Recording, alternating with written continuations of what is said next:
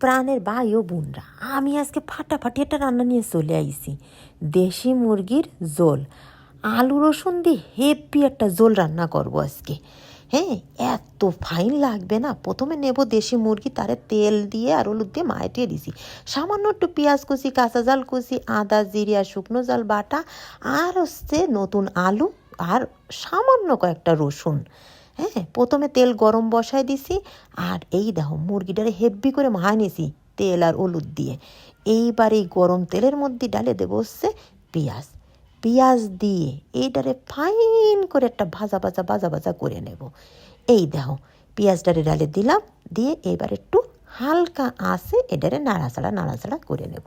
হালকা যে ভাজা হয়ে যাবে, সেই ওই যে আলু আর রাখেছিলাম রসুন, গোটা রসুন, সাথে 2-1টা সুই, এটাও অপশনাল, তোমরা পালি দিবা আর না হলে দিবা না।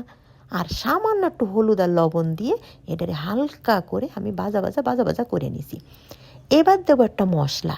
সেই মশলাটা করেছি সামান্য একটু আদা, সামান্য একটু জিরে, আর ওই 5-6টার মতো জাল, শুকনো জাল, এটারে বাটিয়ে নিছি ফাইন করে। একদম ফাইন মানে কি, একেবারে বাটিয়ে মিহি করে ফেলাইছি।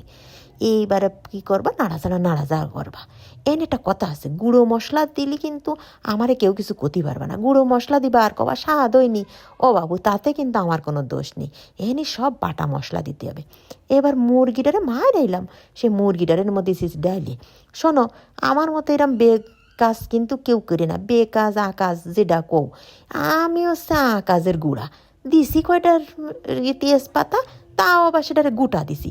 আমার যা জ্বালাচ্ছিল, মনে হচ্ছে দৌড়ে দিছে আইলি। তা কি আর করবো, ছিলে দিতে মনে ছিল না, বুঝছো। এরপরে নাড়াচাড়া করবো। নাড়াচাড়া করতে থাকবো। নাড়াচাড়া করে এরপরে কি করব, সামান্য পরিমাণে একটু লবণ দেব। হ্যাঁ, আর সামান্য পরিমাণে একটু হলুদ ছড়ায় দেবো, বুঝতে পারিস।